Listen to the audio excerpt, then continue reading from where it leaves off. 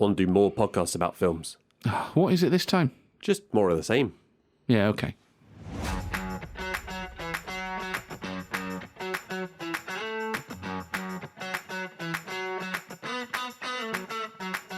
Hello and welcome to Movie the Needle, a podcast where an annoying pair of amateurs haphazardly dissect a film that one of us likes and one, well, not so much.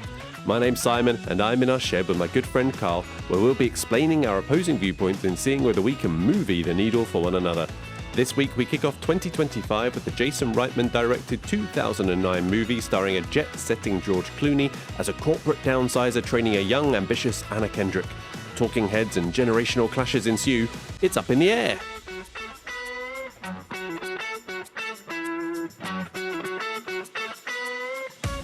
You need to let that go. Can you tell it hurts? It hurts. It can't be.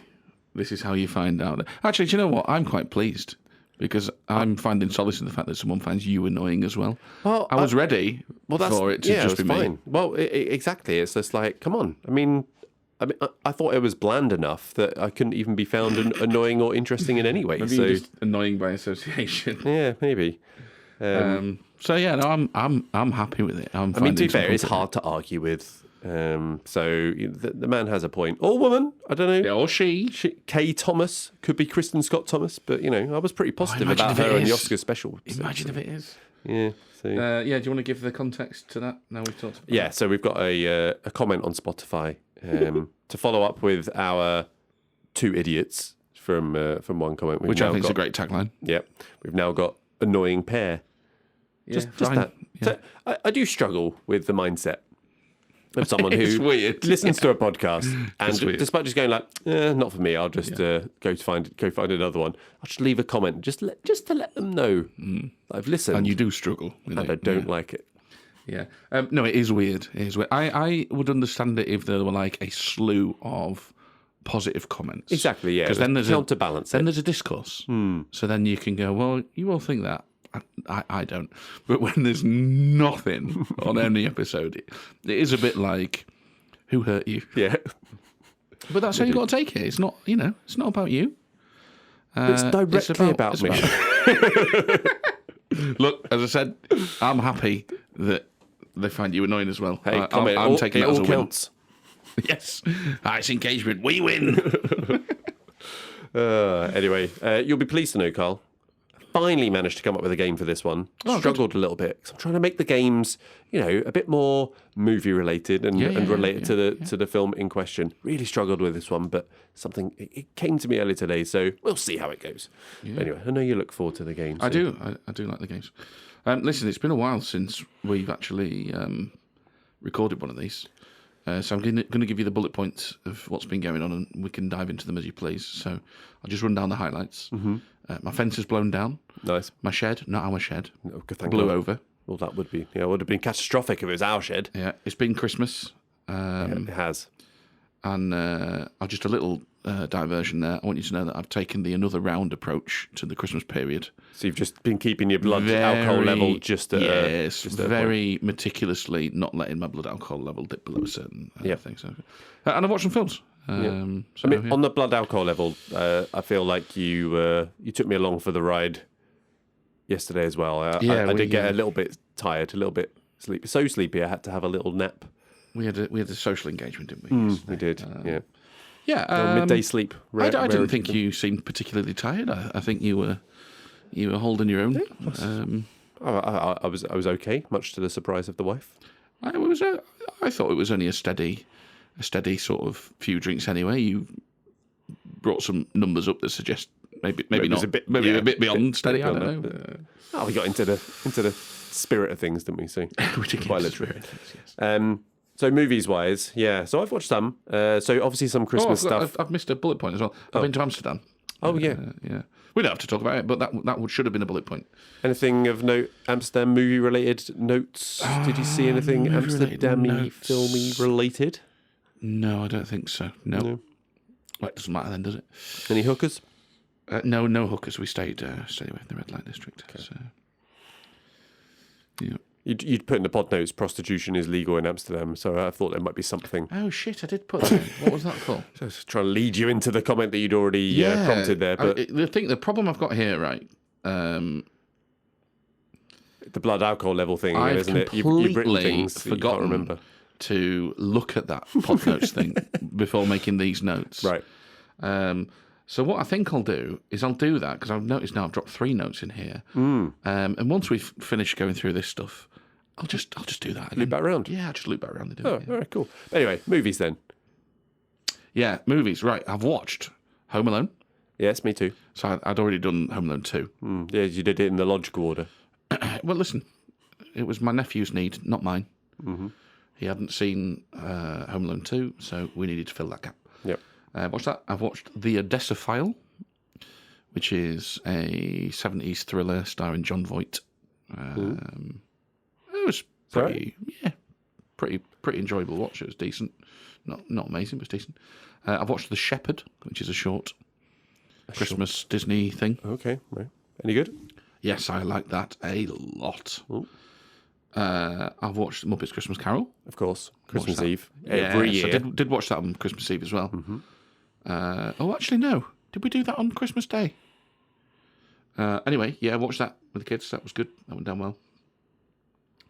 Have you watched the Wallace and Gromit? I've watched that's next on my I've list. not seen Wallace and it yet. Gromit Vengeance Most Foul. Not seen it yet, so I need to get It's around to that. okay. Oh, It's okay. Just but okay. listen, right. Does it matter that it's not as good as Wrong Trousers? No, it does not. Are you still going to enjoy it? Yes, you will. I will say that a lot of the reviews that are coming out for it they're a bit over the top. They've been propped up by nostalgia. But that's fine. I like nostalgia. Definitely watch it. But it's not as good as it used to be, though, nostalgia, is it?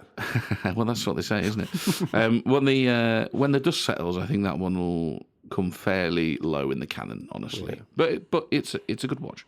And then last night, I watched Point Break. Oh, I'm guessing a rewatch? Oh, yeah. Yeah. It's so good, though.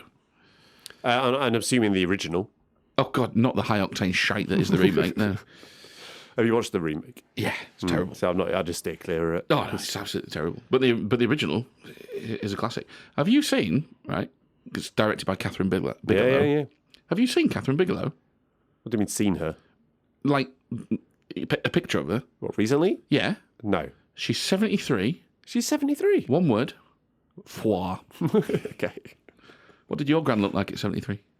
Was she as fit as Catherine Bigelow? I'm going to say... So it's a weird question, that, isn't it? Yeah, I don't know. I was going for the sort of like the fit mum thing, you know, like when your kids come round. That doesn't work because your mates don't go round to your gran's house. No. Although, if she looked like Catherine Bigelow, maybe they would be, yeah. Yeah. Let's move on. Yeah. So other things I've watched. So I watched Elf as well, yeah. adding to the list. But I also saw... this year. Well, the reason we watched it is because we got tickets to see Elf the Musical on Boxing Day. Which I thought, so we were staying with my brother, he suggested it. We said, yeah, go for it. Which I thought would be a bit more of a professional production. Well, it's actually more of a pantomime, kind of local kind of thing. And it was one of those that if you hadn't watched the film, you wouldn't have had a fucking clue what was going on because they didn't really explain the story too well as you go through. So there's people who haven't seen the movie just going like, what's going on now? What's going on? We've seen a stage production of that, and it was pretty much beat for beat with the movie. Yeah, so I don't know if it's... I don't know. But the film's decent, though. Not consistently hilarious as people seem to think it is, though. No. Having seen the stage production, Will Ferrell's doing a great job in the film. The other stuff I've seen, Flow. So it's your capybara one? Yeah. So it's about a cat, but it's got a capybara in it. Oh, okay. So no dialogue, about a solitary cat displaced by a great flood who finds refuge with various species on a boat. Slovakian, distinct visuals, animation style. Well worth a watch. 5 minutes. Oh, nice. Thumbs up. Yeah, snappy. Yeah. But yeah, interesting. And then the other thing I've watched is Juno. The same director, Ivan Reitman, is Up in the Air. One I've been meaning to rewatch for a while, so I did it as a bit of homework for this. That does explain why Jason Bateman's in this film. Yes, indeed. I'll make some references back to that, as there's a few similarities and, as they overlap How in do you some feel of about the Juno? secondary. I really liked Juno. Yeah, I thought it was good. There was I expected that you might yes, when I asked that question. yeah. I mean, I think there's some certain similarities between Juno and Up in the Air in style. So yeah, you're not a fan of Juno, I assume. It's fine. It's better than this. But I wouldn't go any further than that. Okay. Before we move on to Up in the Air, have we got any apologies or corrections, legal or otherwise, from Well, last hang week? on a minute. Or Hang previous on a weeks? minute. Because before any of that, we've had some emails. Oh, have we? Yeah. They missed the mailbag episode, did they? No. This is just from listening to episodes and feeling the need to email in, one of which was received on Christmas Day. Christmas Day. Christmas Day. It's What nice. a super fan Will is. They are all from Will. As well. And by all, I mean both. Both. What did Will have to say? Yeah, well, he's been in touch to say, Carl, please stop talking to me about Tenet. I've said I like it. Why isn't that enough for you? And honestly, Will, I don't know what's wrong with me. I guess I'm just a little bit like Lenny with that poor little bunny rabbit, and I just love too hard. Yeah. But he has also praised my choice in video games in Grim Fandango, which I mentioned on the Nightmare Before Christmas episode. And he's joined me in encouraging you to sort your life out and play it together with Theo. He did also point out that there are movie versions of it available on YouTube. I would encourage you to stay clear of those until you've played it, because I think you will take some of the magic away if you do that. But yeah, anyway, Grim Fandango, it's a great game with movie-level storytelling. Go watch it. And I did ask Will what his... Go watch it, go play it. I did ask Will what his favourite year was in the game. The game is split up into 4 years. Okay. Like 4 chapters. And he said year 2, to which I would say is quite obviously the correct answer. So Well, there you go. there we go. Thanks a lot, Will. Good stuff. Okay, on to the corrections. Yeah, I haven't got any corrections. I've got an apology. Okay. You got any corrections? Yes, one correction. So a bit of an irritating one related to Christmas. Hang on, are you talking about us again? That would be one. That would be two, wouldn't it? Yeah. As I was watching Muppet Christmas Carol on Christmas Eve. We come as a pair of pricks. Yes. Right, sorry, Muppet Christmas Carol. Muppet Christmas Carol, yeah, watching that on Christmas Eve. Noticed an error I made with the infamous Christmas Rooster game. So one of the clues I gave was that this is as big as the little rabbit in Muppet Christmas Carol. Turns out I was confused. It's actually a turkey, not a goose. That the goose is what Rizzo the Rat lands on when he falls through the chimney and goes, ah. That is why I didn't get that answer Yeah, right that's then. why you went to Rooster. Yes, Yeah. that's right. So- I had no chance. No excuses, but it deck has was now stacked. ruined. It has now ruined the Christmas Rooster clip forever because, yeah. Oh, Yeah, because nobody's laughing at that anymore. The absurdity of a Christmas rooster. They're it. going, hang on, it's not a I fucking mean, it's goose. not a rooster, but it's also not a bloody goose. Yeah. Indeed. So I'm so sorry, So everyone. now we look like a pair of idiots instead of just me. So we're back on brand. Yeah.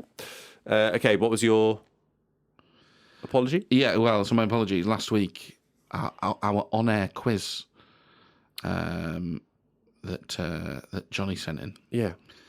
I should apologise to his good lady wife Kate and the good people of Poland, who I might have accidentally called savages when I thought that they couldn't wait to see the 101 Dalmatians turned into a coat. So soz about that. But didn't she have a lovely voice though, Kate? Very much so. Yeah, £4 a minute, that stuff usually. Yep. Mm-hmm. Yeah. That's next week's apology in the can. Yep. Well, we'll add Poland to the list. Yeah. You got anything else, Carl? Yes, but as previously stated, your previous bullet points. we're going to have to press stop. I'm going to have to remember what the fuck I was talking about. We'll re-record that. Whilst we do that, do you want to unveil the film-related ale? He's right in there, straight in. Right. Now, it is film-related. Not this film. Not this film. Right, cool. Honestly, the reason I've picked this, now I've been to Amsterdam, and this is where this has come from. Mm-hmm. The reason I've picked this beer is because we are going to continue our exploration that we've embarked upon on this podcast in a couple of episodes in asking the question, have tramps got it right? And this is a beer by the brewery Gulpener. Great brewery name, by the way, Gulpener. And it's a can see 10% written on the side there, Carl. Robust beer. 10%. So, once again, have the tramps got it right? We'll see. Oh, okay. Well, we'll stop that there, and good. This is good for a hangover. Kill or cure. Cheers. All right, well, let's get to the movies. Carl still can't remember why he wanted to talk about prostitution is legal in Amsterdam. So we'll skip past that and maybe loop back round to that in June or so when his memory returns. But first, a reminder of our rating. A simple 5-point scale. We either really like it, we're ambivalent, we don't like it, or we really don't like it. So let's find out where each of us is on that scale. Carl, where are you on the scale? I don't like it. He doesn't like it. Me, I like it. I'm borderline really like it. I am not surprised. I might. It's right up my alley, isn't it? So yeah, I might talk myself into really like. I'm going to stick with a like though for now. So why I like it is, well, I came into this rewatch having the memory and impression of it as a funny movie, sometimes darkly so, that was smartly written, well acted, and generally well put together. And on rewatch, I think all those turn out to be true for me, with the addition of it being a rather excellent little commentary on corporate America, nice little subversion on a traditional rom-com format. And although not perfect, I just think it's a very good movie. Carl, what don't you like? I don't like the millions of people that didn't vote for Kamala Harris. It's a two-party system. You get one or the other. People have died to protect that vote.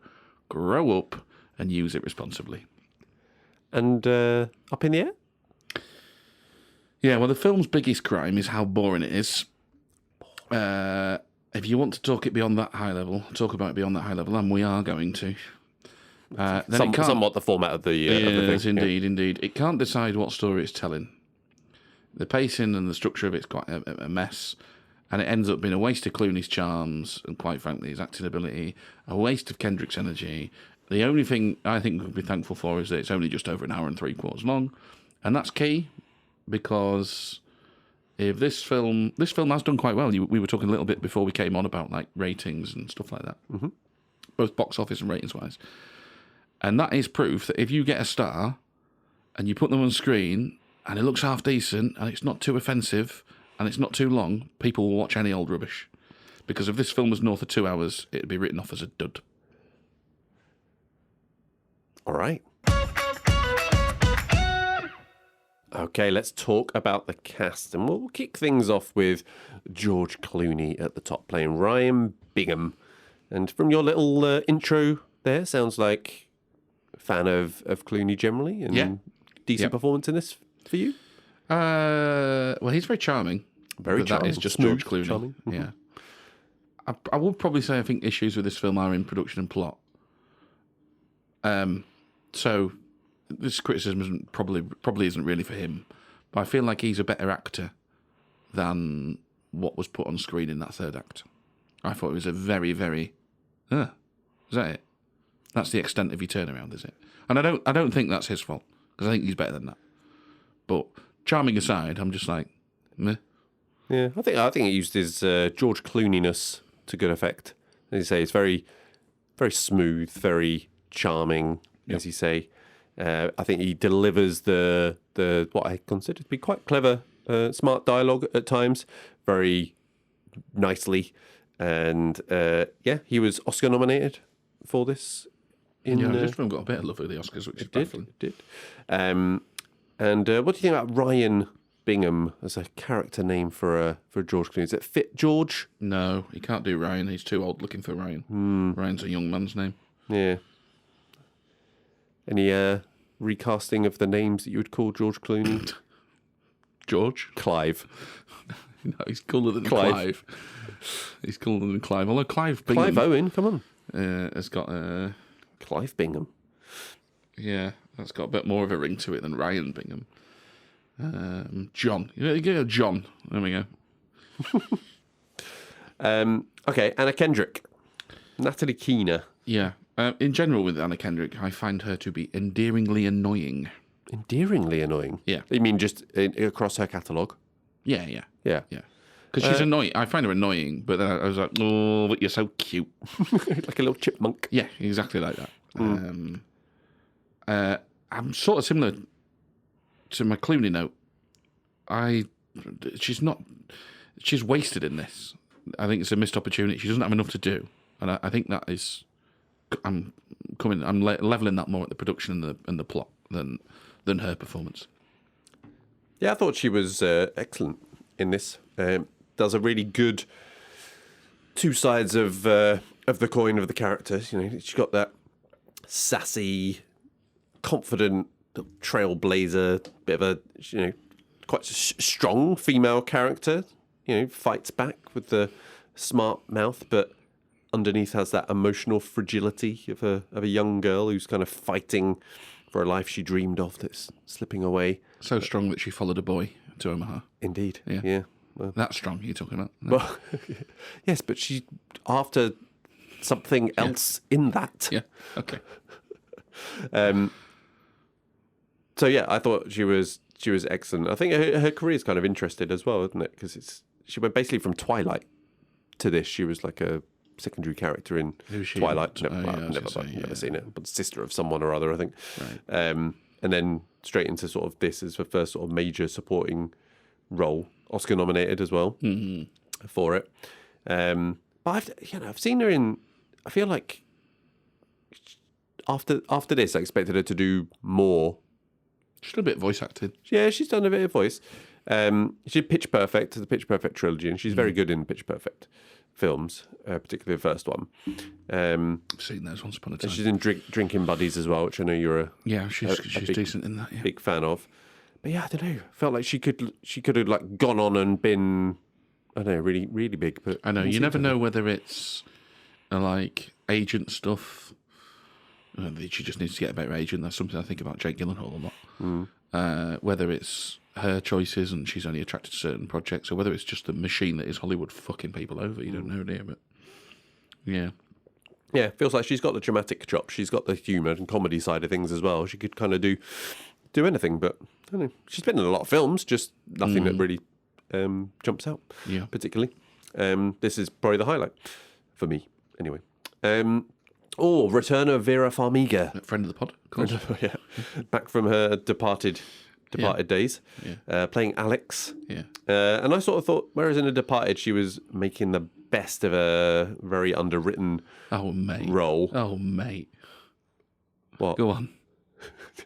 I thought she's be able to do something with a little bit more here. Oh, this part is definitely more underwritten than Departed. More underwritten than The Departed? Absolutely. She barely exists. She doesn't even exist in The Departed. Absolutely. She has a job in The Departed. We at least find out what her job is. She's got 2 relationships going on.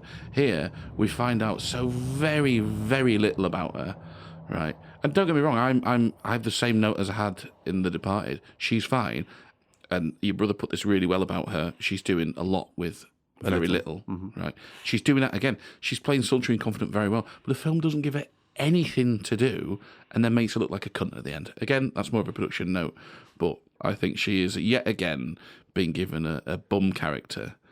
And she's doing an admirable job. Probably more so, actually. I think she's noticeably better than Clooney and Kendrick, because I have similar problems for all 3, and she's the standout in that. I would say, well, at least she's fucking bringing something to the character. Yeah, well, the reason I'd say it was had more going for it, it's quite a strong character in terms of it's like an equal of the Clooney character, right? Where it's kind of, it's not just, this whole jet setting fucking lifestyle is a male thing. This is her female counterpart. Farmiga's strong. So when she's on screen with Clooney, she's definitely his equal. But that's got nothing to do with her character. That is just because Farmiga can deliver a line and hold a look and hold an expression. She's got the charisma to live with Clooney.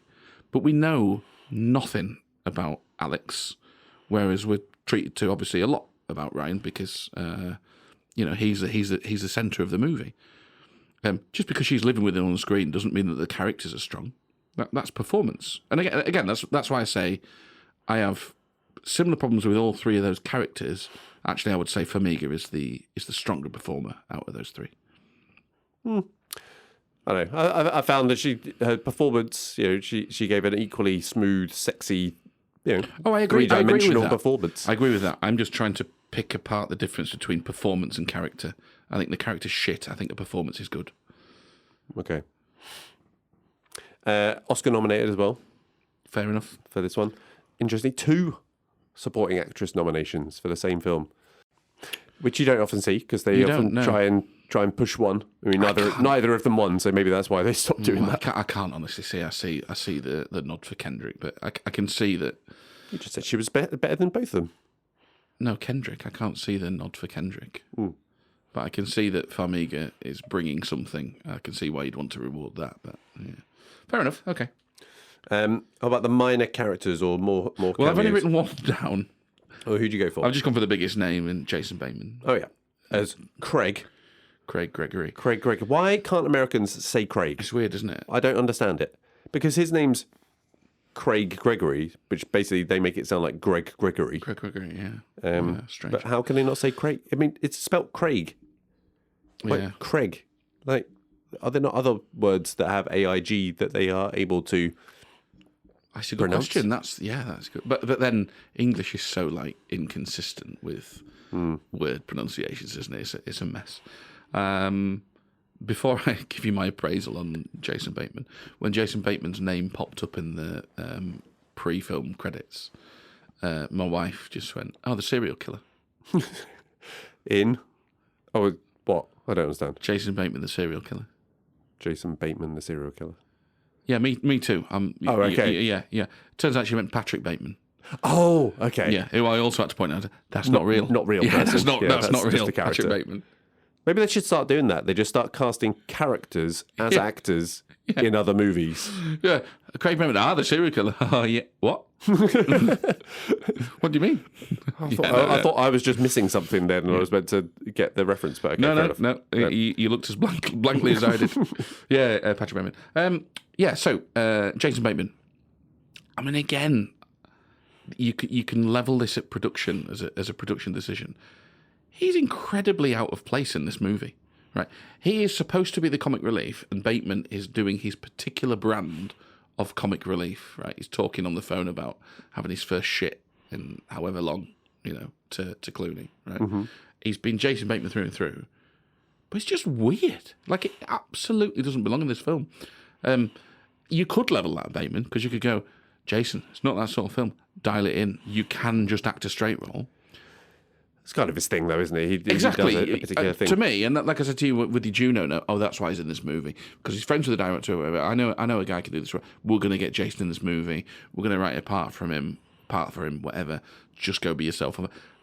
So, I don't really want to level at him, but I found his character to be very, very, very weird and out of place. Oh, see, well, I kind of thought that's what worked for it, because he's a kind of a schmarmy shit in this, particularly with his designer stubble thing, which just looks weird on him. Yeah, it does look weird on him. But alongside Juno, because in Juno, what I know is he gives a very unsettling performance in Juno, where he's largely the normal Bateman character, but there's always just a little bit of weirdness there, and you'd be like, something's a bit off about this guy, which I think works really well in Juno. And I think he gives not an unsettling performance in this, but he's kind of just like he's an untrustworthy character who just kind of you're just a bit of a shit, and it kind of works in that he's not an overtly overly aggressive alpha or anything in this. So it kind of, I don't know, it works. I mean, I didn't get that, but I can see where that might have been useful and that might have been consistent with what else they were trying to do. To me, like I say, just seemed out of place. Yeah, it's still within those very narrow boundaries of a Bateman performance. He's doing his thing, isn't he? Yeah. A few of the other cameos, but nothing much more than cameos. So Zach Galifianakis as Steve. Wrote a part especially for him. Yeah. Yeah. I mean, it's very Zach Galifianakis kind of character. Yeah. Not really much to say about it. It was just him doing his little thing. J.K. Simmons, though, as Bob, always great. He's very good, J.K. Very Simmons, watchable. Yeah. That's a very good scene as well. It kind of shows the Clooney character at his kind of height of skill and ability it demonstrates how good he is at what he does, and kind of counterbalances that with the inexperience of the name. Natalie Keena. Yeah, of Natalie's character who starts putting her foot in her mouth. Natalie Keena. Keena, by the way, bit on the nose, isn't it? Not just keen. Yeah, Keena. So yeah, appreciate that one. And then we had Danny McBride. I definitely prefer him in straight roles. I don't really get on with him too well in his comedy ones. And then the other person I just want to call out was Julie, the sister, who got married, Melanie Linsky. She was in Fargo, the TV series. One of those people that routinely crops up. Just keeps on cropping up. Gives just a solid little performance. She's very good in Fargo. She does a Frances McDormand pastiche, which is very good. But yeah, I thought she did, again, a nice little role in this, conveying that relationship or lack thereof with Ryan, with not a lot of screen time. Quite liked it, but yeah, going all the way back to Heavenly Creatures, I think, with Kate Winslet, where she was still a teenager, but she just keeps on popping up. Yeah, fair play. Have you managed to do any recasting? I've done some recasting. Difficult, I found this one. Actually tried as well, which is rare. It's difficult because the characters are really shit. All right, so Ryan Bingham. Yes. So you need someone that's going to be able to play that isolated, sort of aloof thing, right? But then they need to have some growth on the back. So I've sort of toyed around with names like Ben Affleck. Right? Is he a good enough actor to bring it home in the final straight? Not sure. Matt Damon. He'd do the first part of the movie, no problem. You're competent, you're aloof. Can he bring it home with it? I'm not sure. Then I got excited about names like Michael Fassbender. Oh, I put Fassbender. Yeah. I thought maybe not suave enough. Maybe not this. Maybe the smooth could probably do the other half of it. You could do The Journey though. He's a good actor, Fassbender. Viggo Mortensen, similar. Are you going to buy him as smooth? I don't know. Certainly competent. You know. I don't think the character necessarily needs to be smooth. We'll get onto that later. Idris Elba, though. What do you think about Idris Elba? I mean, I love Idris Elba. Yeah. He could. Let's have a think. You buy him as a smooth, sort of competent rep, wouldn't you? Yeah. And he's got a bit of range in him. You know? Yeah. He can definitely do a good American accent. Yeah. Passable. Yeah. Not bad. Yeah. Okay. What about Natalie Keena? Well, my first name, because I always mix them up, is Isla Fisher. And then my wife told me, what do you mean you always mix them up? I was like, they look the same. And she goes, Isla Fisher's ginger. I was like, is Anna Kendrick not ginger? Not really. Yeah, apparently they don't look the same. I think they do. But no, otherwise, Anne Hathaway. Oh, yeah, Anne Hathaway's a good shout. Yeah. So I thought Emma Stone at first. But I was like, no, yes, not quite. It's not quite right, though. Considered, yeah. Doesn't quite fit somehow. But then I thought, obviously. You see, I've got Emily Blunt. Wrong age. You can't put her for Alex. Because she's got the sass to go, like you were saying about being Clooney's equal. She's got the sass to go up against him as the competent, career-driven. Yeah, so I was just going for more from the age thing. I think she fits that other sort of up-and-coming character, fragile. There's no reason can do that with Alex Gorin needs to be old. By the way, Vera Farmiga's not that old. She's not old, but she's more comparable to George Clooney. Yeah. The other name I had for Farmiga... Are you done with Kendrick, by the way? Yes. Yeah. Other name I had for Alex Gorin, Farmiga's character, Kristen Scott Thomas. Kristen Scott Thomas. If you want to go old and competent and headstrong. If you want to go old and competent, Kristen Scott Thomas. Should have said older, really. that was the misstep there. No wonder she left that comment. Older, yeah. So I had Reese Witherspoon. In her now form of Reese Witherspoon. Less her earlier roles. I think she could do I don't think she's... I don't want to say sexy enough. I don't have sultry enough, I think. Sultry is good good different, I think. I don't think she's... You want sultry? If she was younger, she'd be a good pick, Reese Witherspoon, for Natalie Keena. Yes. Yeah, true. Yeah, age doesn't work on her side there. If you want sultry, though, Charlize Theron? Yeah. That's good. Maybe a bit too glamorous. Yeah, but she you've can seen how she rough roughs her up. Yeah, you've seen how Oh, she we've done roughs this up. before, haven't we? Stop using that phrase. Yeah. No, you don't have to rough her up. She roughs up. Yes, that's what I meant. Yeah. Yeah, she can be versatile. You got any others? I just had a note on Bateman and Craig Gregory and said, honestly, don't know what the fuck is this character doing in this movie. So there you go. Yeah, you need a boss that's the go between You the two don't need characters. a boss. It's adding nothing. It needs to be a boss because otherwise, who's telling him what to do? He could have literally been emails on the screen. The boss character. That works very cinematically, does it? Yeah. Works Well, they do that, and I'll come on to that. They'll just later read on. out like they do in The Martian. No, they don't read it out in The Martian. They credit the audience with some intelligence here. No, they do. They literally read out every single email. Sorry. They don't read it out in this film like they do in The Martian. All right, there we go. They credit the audience with some intelligence here. Unlike The Martian. Hey. So you didn't recast him, though? No, I didn't. I'll tell you what, though. It's all right, isn't it? Yeah. This beer. Once again, the tramps might have got it right. 10%. No chance you're saying that's blind taste test. What are you going? Well, it's a bit 6.5. 5. Yeah. It's definitely not a 10%. So yeah, well done, tramps. Yeah, You've well done done, gulping a Gigantic Gladiator robust beer 10%. They maybe need to work on their branding, but hey ho. Yes, it's good stuff there. All right.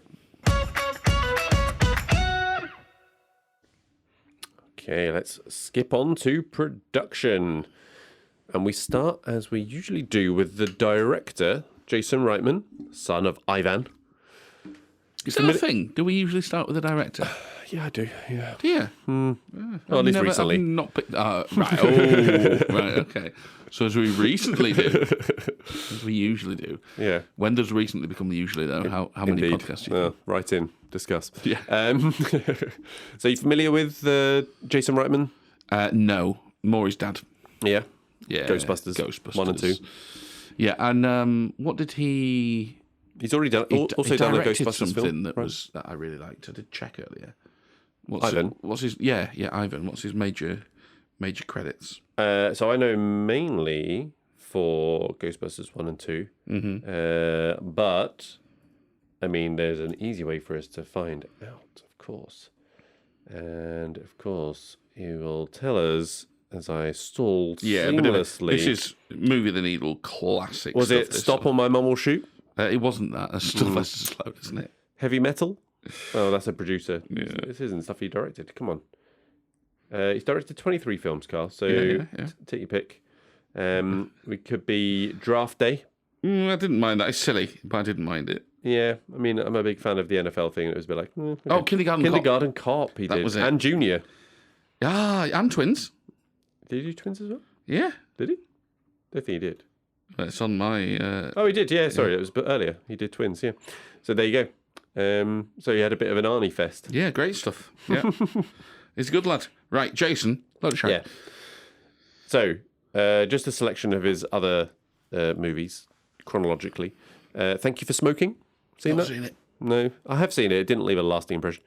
Juno, we've already kind of mentioned. Yes, okay. Yeah, I think it's very good on rewatch. Did like that. Young Adult. We talked about Charlize Theron. She's in that, so there's a bit of a connection there. So it could have been.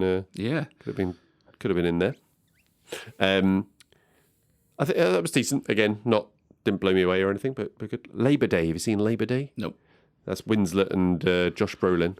That's a very different, Winslet, yeah. very different kind of film to some of his other stuff. His other stuff's very much on a theme, but Labor Day a bit different, but decent. Yeah. Tully, again, Charlize Theron. No, I've not seen that either.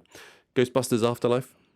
No, I'm not seen No, I've not seen any of the new Ghostbusters. Yeah, we've got fucking panned. I know. Probably, yeah, I might watch him. Theo likes the first Ghostbusters, so I might just watch all of them. Yeah. And then Saturday Night, which I think is about SNL. Okay. But I've not seen it, but fancy it. It's a new one this year. So basically you've seen Juno. Yes. Over his other ones. Sounds like it. Fair enough. Which was fine. I don't dislike that movie. Yeah, I mean, it's interesting on the not to make this all about Juno, but on the rewatch, because that was what just before this, wasn't it? 2007, and that had Diablo Cody writing the script, and she was just like this hot, young, trendy writer with all the lingo and stuff like that. And that's actually the part that's a bit off-putting watching it back was the kiddie dialogue. It's not a pronoun, is it? Jesus Christ. Never heard of them. Yeah, well, them. Yeah, let's go with them. Jesus Christ, let's go with them. Yeah. But I thought this is a Juno thing, you see. I was trying to totally fucking pronouns. Get it right. Yeah, well. Hey, do you think that people are going to shy away from rewatching and discussing Juno? Because I would say that was Elliot Page's most notorious role. Yeah, an Inception. Yeah, but more wasn't of a the lead in that. Much more of a side character in Inception. Yeah, what was the other thing I thought of them in? But do you think people are now going to? Well, better not. Yeah, better not get back in. I'm not talking about watching it because you watch it in the comfort of your own home. I mean, like talking about it in movies and stuff. Because they go, oh, that brings up an area of conversation I'm not comfortable with, sort of thing. Well, yeah, probably right. Considering how much we've just tripped all over the right way to speak about them. Which is a shame, isn't it? Really, but yeah, I mean, they were really good in Juno. Yeah, that was the first thing I think I've seen them in. Yeah, that was definitely the first thing. Yeah, then obviously it was in Inception. It felt like I'm missing something. There was another one. But not Whiplash, but about skating roller derby thing. Whip It. Okay. They're in that as well. Anyway, not talking about Elliot Page. So no idea what my point was about June. Oh, the script and the dialogue of this. So I think Jason Reitman's he's pretty much like co-writing quite a lot of his movies and stuff, quite heavily involved. A bit of controversy around this one, though. Why? With credit-wise. Yeah. So it's a book. Yeah. And then somebody wrote a screenplay, sold it to DreamWorks. And then Reitman wrote a script and went, Turner, never heard of him. Yeah. It was the guy that wrote the screenplay. And then basically he got called on it and went, oh, when I said I'd never heard of him before, I was just confused. Yeah, so he got a credit. Yeah. Yeah. And considering it was nominated for an Oscar for adapted screenplay. Yeah. It's, yeah. But yeah, I think the script is really good. And when I say script, I mean mainly the dialogue. Yeah. Because I don't know what I'm talking about. Yeah. But I thought it was really pretty tight, and there's a lot of lines in there. Like when I was going through like the best quotes, I thought there was quite a few good lines, and then thinking back of the scenes, I think there's some good back and forth type dialogue, which is we come at this very differently. I'm not talking about this movie. I'm talking about lines, because I often think when it's like people yammering on and it's quick and it's back and forth, you dilute down what a good line is. And I don't mean that as a negative, because that's a stylistic choice, right? You want that smart back and forth, that tight. Yes. It's no, carry on, because I can't remember his name. Go on. Oh, I don't know who you're going to say. What you're going to do, cite a director or something there. Yeah, but this is what happens when I do it when I'm tired. So when you're tired now, which sort of tired are we talking here? You've just had a 10% beer. So I tend to think of these sort of movies as being like slick and smart, and like you say, you get those tight exchanges. I don't think that lends itself well to good lines, so I struggled for quotes on this. I'm also going to renege on that comment when I said movies like this a little bit, because it does sort of threaten to be slick and smart in places. I don't. Well, yeah, that was what I took away from this, that it was slick and smart. Where I was thinking of was Aaron Sorkin, where it's very rapid, back and forth and stuff. Where actually you kind of pick up a thing, but if you search for quotes, it's basically a whole page of dialogue. So it's not just like a one-liner kind of thing. And I think that this does have some of that sort of back and forthy bit, but I think it does have some kind of zingy lines as well. So it's a bit of a mixture for me. What did you make of the product placement? You mean this 1 hour 45 advert for American Airlines? And Hilton. Don't forget Hilton. Yeah, it was a little bit sickening. But at least it does serve the story in that it's literally about showing his loyalty to these brands, right? There's a lovely little segue then. So my number one production note / problem, and I'll phrase this as a question to you first of all. Ooh. What is the story here? Now, I know we're going to go on to talk about plot. We struggle about We'll story. inevitably talk a little bit about plot here. But, like, overall, what is the story here? What are we telling? So interrupt me if I start talking and describing what a plot is, because I still don't know the difference, even though we've talked about it and you've explained it. And I we thought had I a joke understood about it at this the last time. night when you eloquently described a story and said, rather than the plot or whatever, and I got to hit you with a whiplash joke. Which is, so you do know the difference. Yes, you do. So don't be coming that now. Anyway, go on. What is this about story-wise? So the story, it's we're focusing on Clooney's character Ryan primarily. It's largely about his journey from isolation and his dedication to loyalty for this frequent flyer thing, and building this whole life around loyalty cards and programs and building to that. Air miles, all that shit. Yeah, and moving towards accepting that human contact and relationships is where the joy and purpose of life really lies.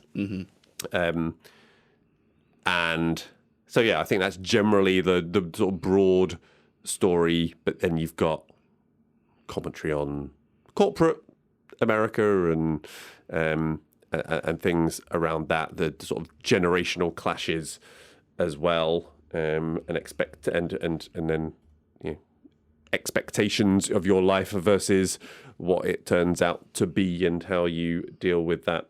I had this written. Yeah, but with that last line, you're just restating the first story arc that you talked about, which is Ryan and his sort of figuring out that there's a bit more to life than the isolated existence that he's forged himself, right? So I thought they were going for the sentimental growth story with Clooney, like you said at the start, right? So then I'm sort of there thinking, well, this plot device of him being in the firing people, and I'm not going to say corporate downsizing, by the way, because if you were going to make a serious commentary on something like this, you wouldn't fucking use the term corporate downsizing. You'd expose that for what a horrible term that it actually is.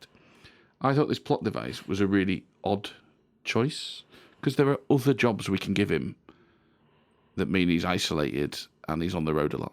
Right? We don't have to put him in something as nasty as what he's in. Right? You think when this film was made, right? It was made 2007, 2008, around exactly the time of the financial crash, where all these companies were going through this process. And essentially, they are just like he is, isolated and not have that human connection.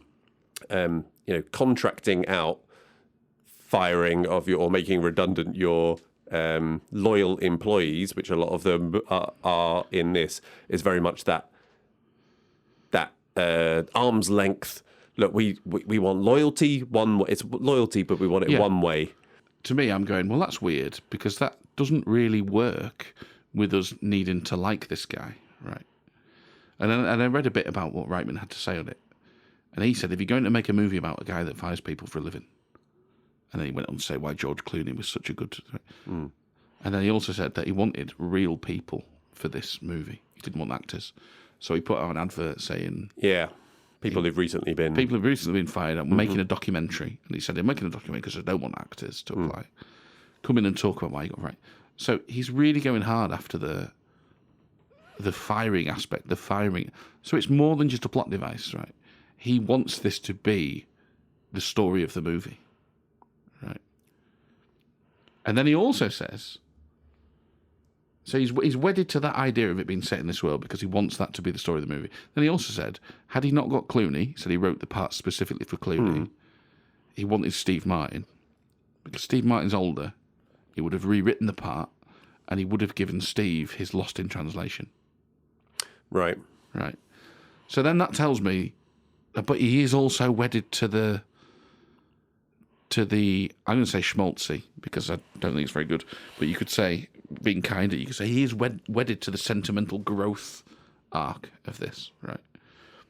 So he wants both of those things. By the way, on the Lost in Translation thing, whatever you think about Lost in Translation, the key difference between these films is, in this film, there is loads of focus on the environment that these characters are in, their jobs, their relationships. We hear from these other characters. Whereas in Lost in Translation, those things are entirely incidental. Lost in Translation, the focus is completely on just two people in the moment. I put to you that Jason Reitman doesn't know what he's talking about when he says this could have been Steve Martin's Lost in Translation. He's fundamentally understood what that movie was about. That movie is about the human condition. This movie has got these two conflicting stories, right, about corporate world where it's horrible, and then also the growth of this guy, right? Yeah.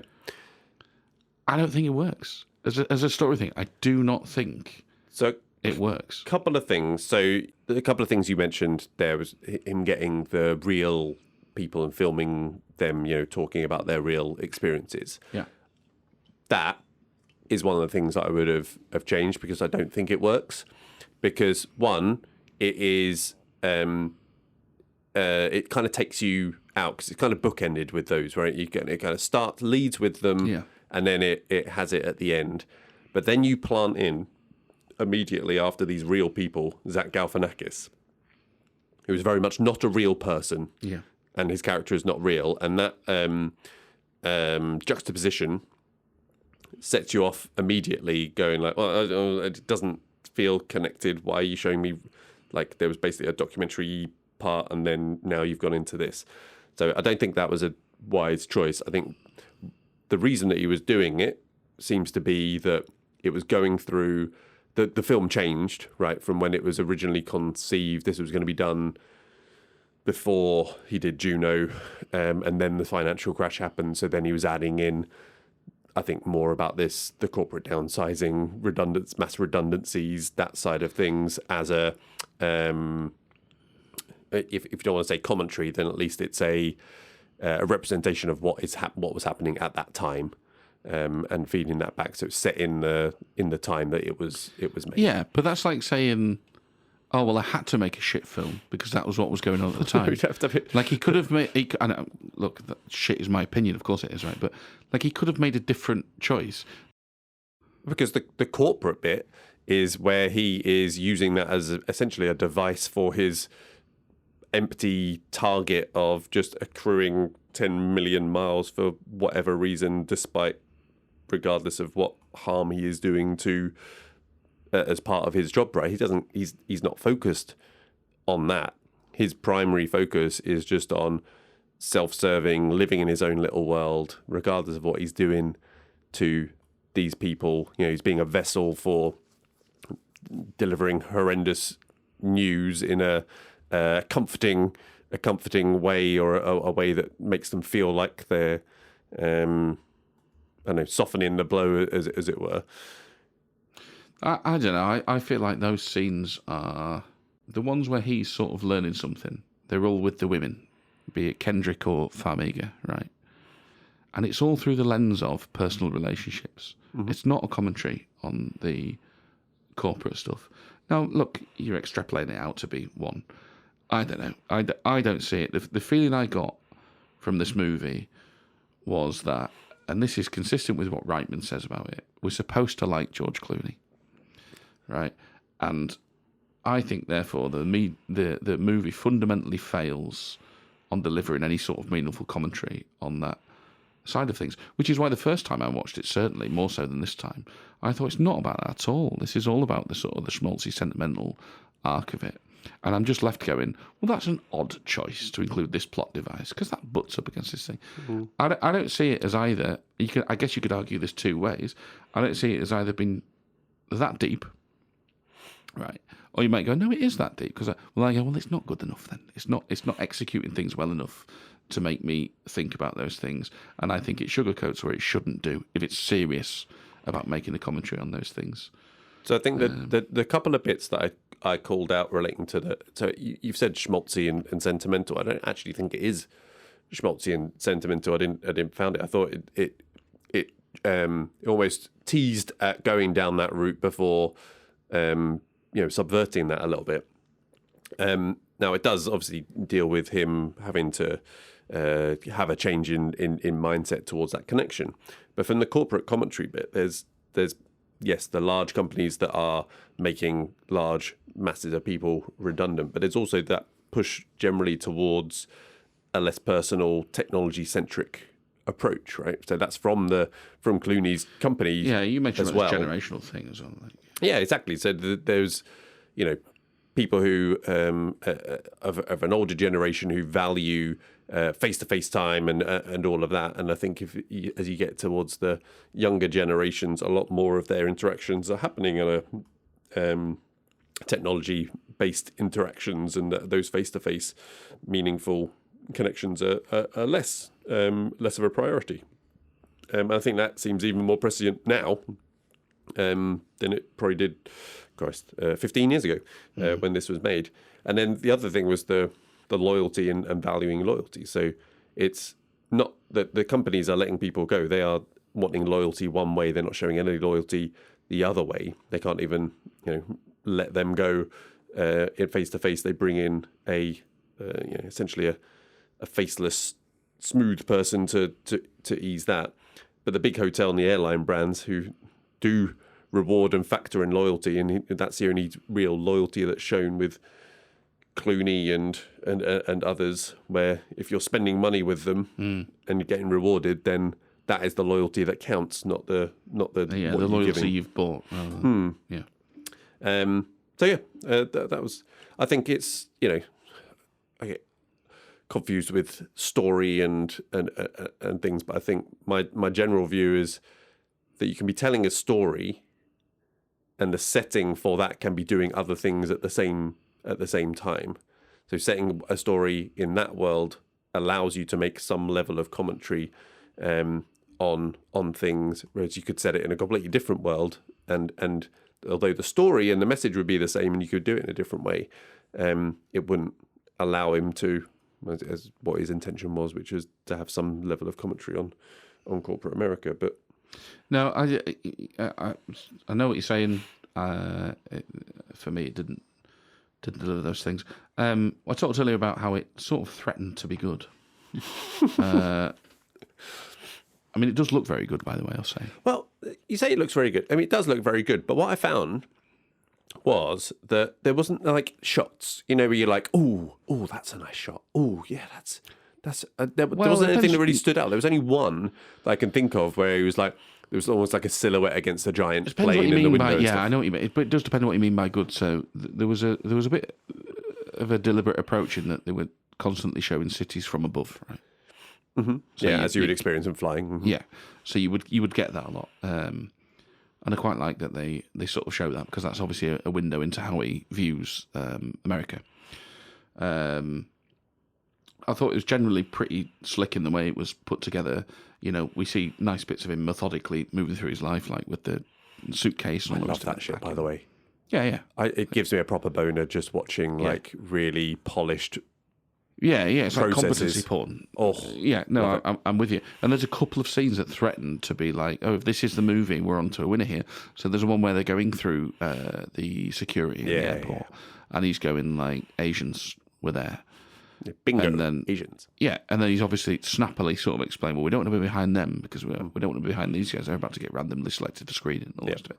That's good. That's snappy. That's smart. We move through. And we even get a line at the end of that where she's going, well, that's just racist. Huh? I stereotype like my mum, it's quicker. Yeah. Good line. That's all good stuff. You've another scene where Kendrick gets her awkward outburst after she's been finished. Mm-hmm. Right. One of the only fucking chances in the film, by the way, she gets to actually impress herself on this movie. So shit is her character. She has this awkward outburst, which obviously means Clooney has to be like, oh, for fuck's sake, whatever. Then we cut to the scene where Farmiga and Clooney are sat across from her. And the way that's shot and the way their dialogue is back and forth is very snappy. It's almost giving like Big Short vibes, right? And what, he broke up with you by text? Yeah, it's all should do that face to face, really. Yeah, all this sort of stuff. And if we could have had the whole movie like that, this slick, smart back and forth, great. Like, it doesn't matter what sort of story we're telling at that point, because it just becomes an experience as we move through it, right? Instead, it just descends back into fucking claptrap. There's nowhere near enough of that. And we're back into this muddled thing of like, yeah, is it about this? Is it about this? Not really sure. The corporate stuff didn't land for me at all. It's interesting you say that you don't really think it was too sentimental, because if I was to pick a primary and a secondary, I would say it probably is the sentimental one, is the one they really wanted to go after, because that's why you get Clooney and sort of thing. Getting Clooney in to make a commentary on corporate America seems a little bit like weird. Yeah, I think what I meant with the sentimental thing is it doesn't follow traditional lines of a complete turnaround and happy ending and all of that. There's no real happy ending for for anyone involved. I've got some notes about that in plot as well. So we've been very serious on production, Carl. You got anything else you wanted to? Soundtrack. How did it? Soundtrack was cold and dull. A few people called out soundtrack. I didn't really notice it. Because it was incredibly sterile. Yeah, comparing it to Juno, where it seemed very intentional, the music. This didn't seem to stand out necessarily. It was crap. A lot of the time it was like airport music. Maybe that's intentional. Yeah, sure, but it was very, very sterile, very, very cold. And yeah, no, not the soundtrack. Liked how it looked, didn't like how it sounded. So we've been quite serious with production, Carl. Oh, go on. Not many jokes. Do you want a game? I'd love a game. Liven things up a bit. I'd love a game. It's when we disagree. It gets very serious, doesn't it? So this game, I've imaginatively called it Up in the Air. Good, yeah, solid. Again, don't know how I came up with it. So I'm going to give you the title or working title of a movie. And you have to decide whether it is still in development, up in the air, you have to say, if it has already been released, landed, or if I've just made it up, out of thin air. Very good. Okay? So you ready? Yep. Austin Powers 4. Oh, dear. Is that up in the air? Is it landed? Or is it out of thin air? Well, it's not landed. I mean, in the world, we could very safely go up in the air for all. No, hang on a minute. Up in the air is it's in development. Oh, it's in development. Yeah. Okay. Right. Yeah. Let's go up in the air. It is up in the air. Yes. Yeah. They're still talking about it, even though it's been like 15 years since the last one. Yeah. But hey ho. What about the third Blair Witch movie? I'm pretty sure that that's happening. So is it up in the air? What's the landed one? Landed has already happened. No, it's not already happened. What was the other one? Out of thin air, I've made it. Out of thin air, yeah. No, let's go up in the air. It's landed. It actually released in 2016. Really? It's just called Blair Witch. Ah. Yeah, I missed that too. Mind you, I've never seen the Blair Witch Project. No, me neither. Yeah, me neither. It kind of got to that point where it was so it penetrated the zeitgeist and had all of the piss takes and spoofs and things like that. So it got to a point where it's like, I can't watch it now. Yeah. But maybe I can now. Yeah. Okay. Captain Planet and the Planeteers. Have you made that up? I mean, that sounds too shit for you to have made it up. But I'm going to go with Out of Thin Air. You familiar with Captain Planet? No, never. You're not familiar with Captain Planet? Never heard of it. Oh, so it was a cartoon back in the old 80s, early 90s about a hero, Captain Planet, who, when 4 kids put their different rings of earth, fire, wind, and something together, he came and basically helped to recycle. It's water, mate. Yeah. Yeah. There you go. That is actually real. Up in the air. Glenn Powell is down to star as the captain. It's out of Warner's. Still some hurdles to clear, Glenn Powell said. I'm sure he'd be good at that. He's got that vibe about him. Yeah, he looks a bit like Captain Planet. Could be Captain Planet, couldn't he? Green hair. But I don't know what he looks like, but he sounds like he could be. I can't believe you've not come across Captain Planet. No. Outrageous. Okay, next one. Titanic 2, The Return of Jack. Well, there is a Titanic 2. I don't know that it's got the byline of The Return of Jack. But then if there was a Titanic 2, it would be a horror thing, wouldn't it? So let's say that's landed. No, that is out of thin air. There is a lot of fake things of people who have made trailers of this film. But no, that's a made up one. But there is actually a Titanic 2. There is a Titanic 2. It's not related to the first Titanic movie in any way, shape, or form, though. Has it got the boat in? Yes, well, I imagine so, yeah. Well, that's related then, isn't it? The next one, The Man Who Killed Don Quixote. Not seen the first. So this is I'm specifically talking about a Terry Gilliam film. Do you want to know? I know who Terry Gilliam is. Yeah, okay. Let's say that's... well, he's quite old now, isn't he? Let's say that's landed. Has landed. So this was actually released in 2018. So production originally started in 1998. They started shooting in 2000, and it was abandoned after a host of difficulties. Also sounds like Terry Gilliam. All captured in a documentary, Lost in La Mancha. But they since made that film, which I didn't even realise that they'd released it in 2018. It's got some big stars in it as well. But yeah, pretty much just a low level release for that. All right, Shrek 5. Oh, Christ. Yeah, I mean, why wouldn't they? It sounds like that'd be up in the air. It is up in the air. Again, 15 years after the last Shrek Forever After came out. Yeah. But yeah, 2026 release. So Mike Myers must be hard up because he's going for Austin Yes, he's really. Shrek 5. Yeah. And the last one, The Sims. Are you familiar with The Sims? Oh, yeah. Fan of The Sims. Of The Sims. Did you ever build a wall around your sim and just watch them shit themselves to death? No, never did. Me neither.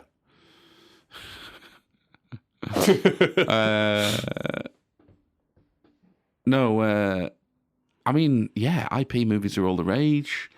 It's not landed, I don't think. Let's say that's up in the air. It is up in the air. It's been in development since 2007. Wow. Still no date that it's coming out, but it's still planned at some point. Yeah. I'm not really sure how that would work. Would it be like Truman Show? Who knows? Yeah. Because it's essentially about like do you go for humans the living someone's controlling them? Yeah. Well, Or is it just like a movie about fucking suburbia or something? Yeah. I don't know, yeah. but there you go. You did Pretty well, I think. middling. You did all right. Yeah. Two wrong, was it? 2 or 3. Yeah. I think you didn't get Titanic 2. You didn't get Captain Planet, and you didn't get Blair Witch. Oh, yeah, fair enough. Yeah. But yeah, there you go. I nearly got Blair Witch. I said That it was was up in the air. up in Oh, yeah. air. Up in the air. Very good. Very good. Very good.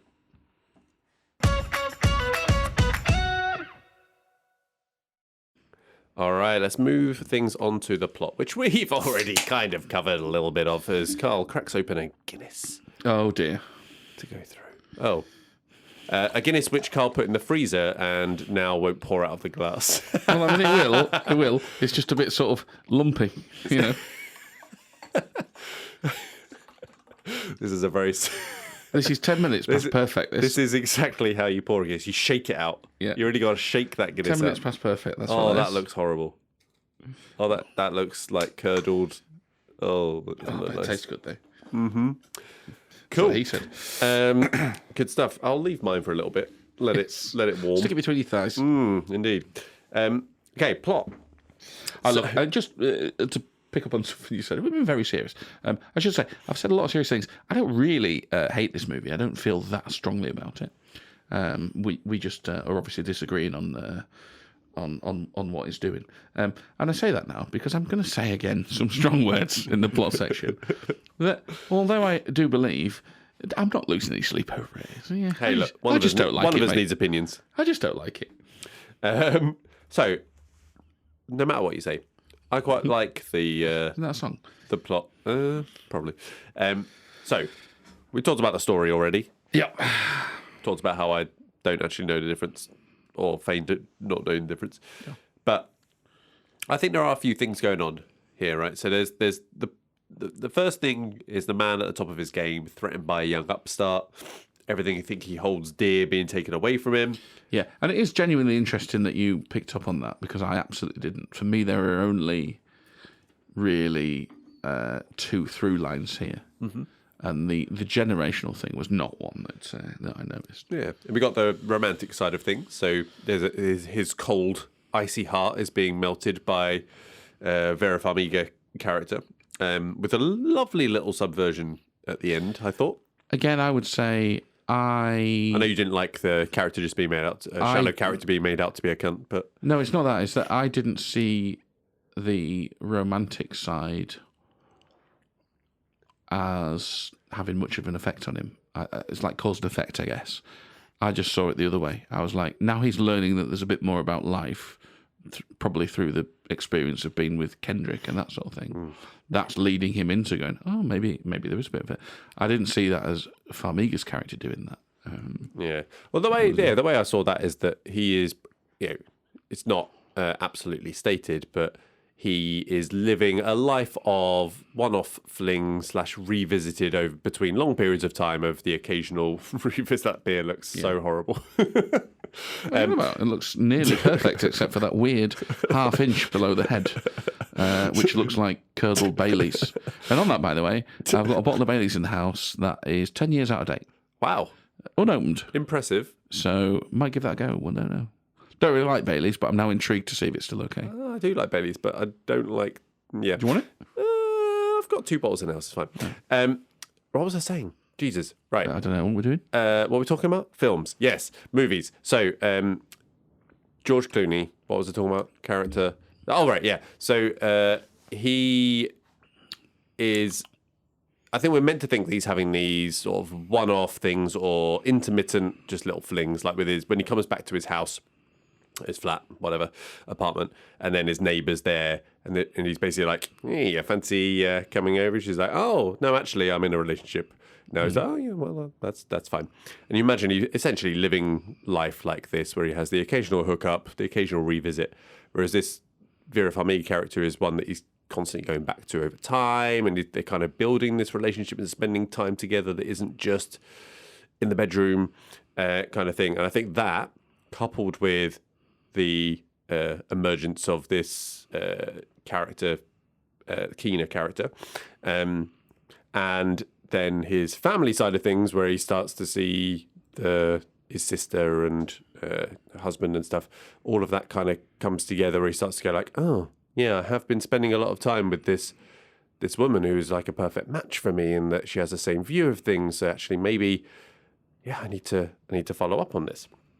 And then obviously go through to the follow up where essentially he's running through an airport chasing her departing, but he travels to her house and knocks on her door, and she just calls him a parenthesis. I don't see it. I see it as very one way. So when you talk about, this relationship, they're spending time together, they're doing this, they're doing that. No, I don't think they are. He is. Right. So he goes back home, and suddenly his regular hookup at home's not there to make his 43 days at home more bearable. And he spent time on the road with this little upstart, and he's seeing that there's maybe a bit more to life than that. And he gets the picture from his sister that he's got to take the photos of, and he starts thinking about that. She, Farmiga, I come back to the character being terribly underwritten. She's not interested in any of that. She goes along. She's not pushing for anything. So that relationship is not driving any change in him. Things are happening to him, and that is driving his change and his need for more of a relationship. And she's kind of an unwilling passenger. Well, she's not willing. She's unwilling. She wants to shag him, of course she does. And she agrees to go along with him, so she's not unwilling in that sense. She's not driving any of that. No, she sees it as a completely symbiotic thing of, no, we both are doing the same thing. It's, I have my life at home, and I have this life on the road and stuff, and you are a part of that, where it's like, it's easy, it's nice, it's pleasurable. And that's basically what she says to him on the doorstep, right? It's like, this is my life. You're just a parenthesis. Yeah. So just to zoom out a bit, plot-wise, I've said this is a very, very predictable plot. Now, there's nothing wrong with that.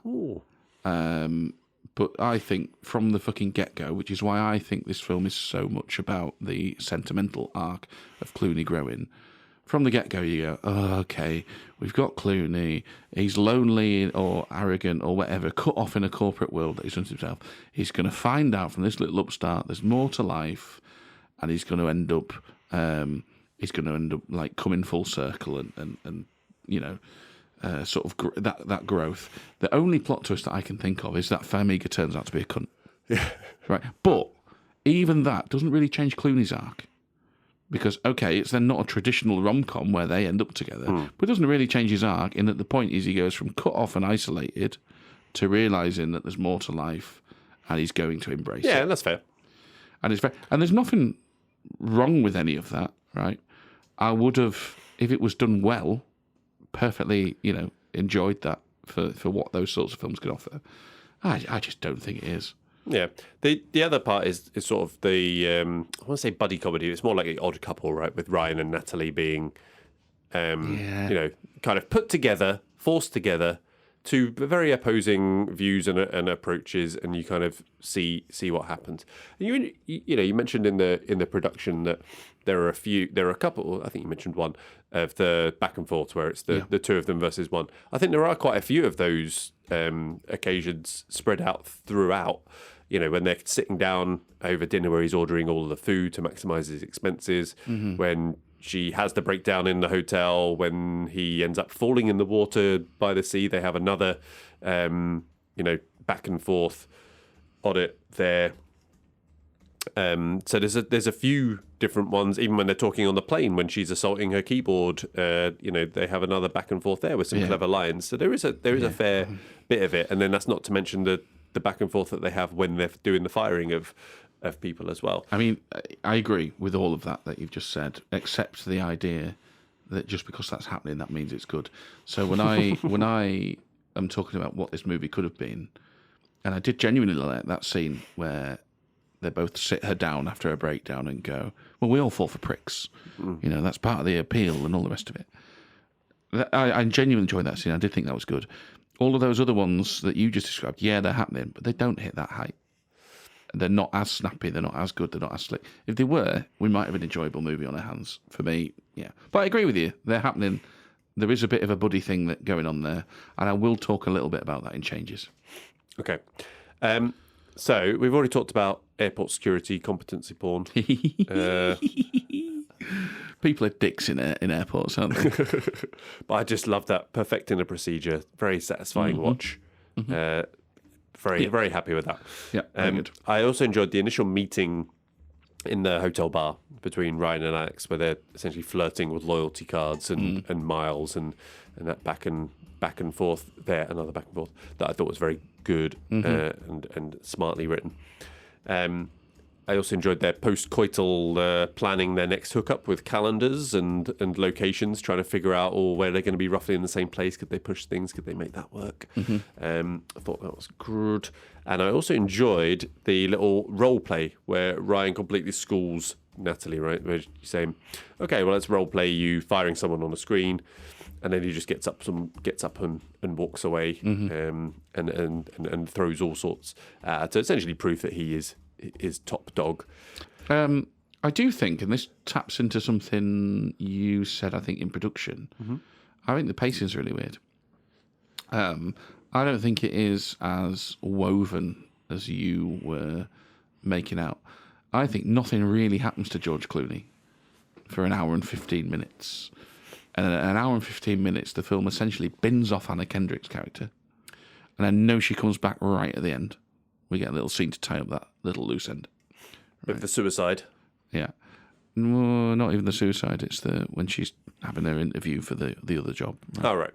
Yeah. But the film essentially bins her off at that point, and it's only then when he reconnects with family that actually Clooney starts to change. I think he's had an hour and 15 minutes of doing nothing else. And maybe this is where I've missed something. If he does have a change, it is with that generational thing. Because they've had that buddy movie, and he's sort of grown to like her. Yeah. And respect her. But it hasn't done a damn thing for the way he sees other people. Until we get to an hour and 15 minutes, and then suddenly he's like, yeah, you're coming with me to the wedding, and we're doing this, and I'm seeing the value of my sister, and all the rest of it. And then that's when the arc really kicks in. But then it's like, we don't see Kendrick again for that whole time. We don't see any impacts of the corporate world for the last 25 minutes. And then in the last 5 minutes, it's like, oh yeah, we were doing the corporate world, and we were doing this buddy thing with Kendrick. Right, we just throw in this 5 minutes at the end.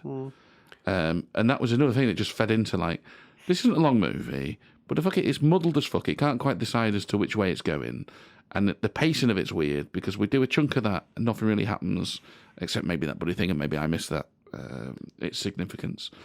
Then we'll bin that off, but we better tie that up at the end. And yeah, bit of a mess. See, I didn't spot anything. I didn't notice the pacing was off. I found that I'm talking like through the. I'm not talking like throughout. Does it feel long? I'm talking through the plot lines. What's going on? Like where? Yeah. Yeah, I feel like there is a chipping away at the Clooney character. That there is a slow, gradual realization that comes with it. Essentially, the more time that he spends with both of the female characters, that leads him that way, which then ultimately leads him to inviting her to the wedding, which he would never have done previously. And then obviously the experience that he has at the wedding, which kind of solidifies the burgeoning feeling of change of perspective that he's having. And then it's kind of all brought home a little bit with the suicide, right? Because they make I thought it was quite a clever, funny line where they're firing that woman who then goes, I'm going to find a bridge and I'm going to throw myself off it. And it deeply affects Natalie. And he kind of brushes it off. He's like, people say this all the time. And she just goes, do you follow up with them? You go, nothing good would come of that, which I thought was quite a clever, funny little line. But then that comes, full circle at the end when it becomes apparent that woman did do that, which causes Natalie to walk away, which is probably the right thing for her because she's stuck in a thing that she followed for a boy and isn't something she should be doing. And then it hits home finally for Ryan as well that what he's doing is, after he lies about it, damaging. After what? After he lies about it. Oh, after he lies about it, yeah. I've got some plot observations for you, and the first one is around this. Mm-hmm. So let's move through these and get your thoughts. I think that's a big plot misstep. The lying? The one that killed, well, sort of, I guess. The one that kills herself. And Clooney lying about it in the end was weird again, because it's like how much growth has he really shown at that point, and how much are we actually interested in commenting on the corporate world and how nasty it is? I think at that point it's just self-preservation and nothing good can come of yeah, but that's at the end of the film. We're supposed to have made a commentary, and I think actually it's weird that they drip that in, because it's like you've just done nothing with that for 25 minutes, and that's now like an afterthought, and it cheapens it for me. That we've left it behind only to come back. Oh, by the way, she killed herself. I just do not see this as a serious commentary at all. I think it's not good enough for that. But the big misstep around this is the woman that kills herself. She's on a huge wage and she got a severance package. And if you are serious about doing that, don't do it with her. Do it with one of the guys that's on a week's notice and can't afford to feed his kids next week. Do that. Because what you've done there is you fluffed it up. You've gone, she's got a severance package. Yeah, because I don't think people realise, like, by the way, like HR in general, not there to help you out. No, they're here to protect the company. Protect the company. Yeah. People say that, oh, well, that might be the first, but no, that's their only priority. That's why they exist. Yeah. And I don't think people quite realise, especially in this country, how cutthroat it is in America. We're lucky in this country in that we have a lot higher rights currently than in America, right? So don't do it with her. Do it with the guy who can't afford to feed his kids next week and dive into that. And again, if you're making a proper commentary on it, which I don't think this film is, I think that's a bit of a misstep. And like I said, I found it then a bit weird that having essentially abandoned that story for 25 minutes while he reconnects with his family, they then patch that in. I thought it was a bit cheap. Didn't like that. You'd prefer just to see her throw herself off the bridge straight away. I genuinely feel with these sorts of things, if you're going to be satirical about these things, you need to be very clear about the scale of how bad these sort of things are. And I think it can really cheapen what you're going for if you do soften it or fluff it up or whatever. Let's move on to a less serious one. Glocal. Glocal. Yeah. Corporate bullshit. Global, local, global. Yeah. Do you remember when a certain company we may or may not have worked for adopted this very slogan? No, I don't. Yeah. But it doesn't surprise me either. It's a lovely portmanteau, but the problem is it sounds like your tongue is too big for your mouth and you've just said local. Yeah, local. Local. What about... Is he saying local? What's wrong with him? Has he had a stroke? Foamy. Faux and homey. Oh, where was Foamy. that one? That's where they have the, in a hotel, with the warm baked cookies. So he's like, oh yeah, there's a name for that. That's why she had that card, was it? Yeah. Foamy. Yeah. So, yeah, 2 portmanteaus. Oh. And of course you know that word now. Yeah, I know. I can use it. Did you think that when it came up, you were like, it's a portmanteau? I wanted that. did my Leo gift. Yeah. Did you notice that they pulled the remote firing program because a face-to-face hire or face-to-face fire killed themselves? Yes. Almost as if the plot device is a bag of shit full of holes, isn't it? My wife said that. She was like, hang on, they're pulling the program, but they fired her face-to-face. Yeah. Why are they doing that? I think, I think it's risky enough doing it face-to-face. What's remote going to do?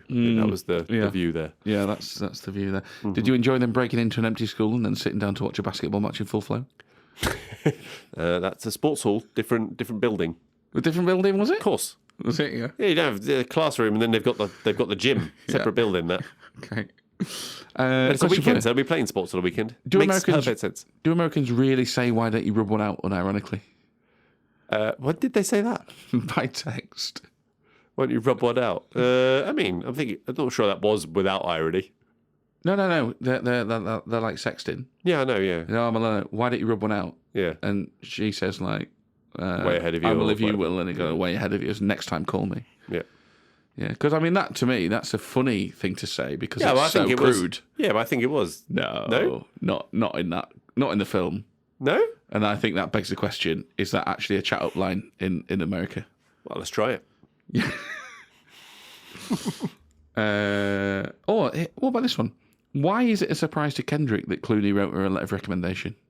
Because by that point, there was no animosity between them, but yet she sat there like, "Oh my God, he's written this letter."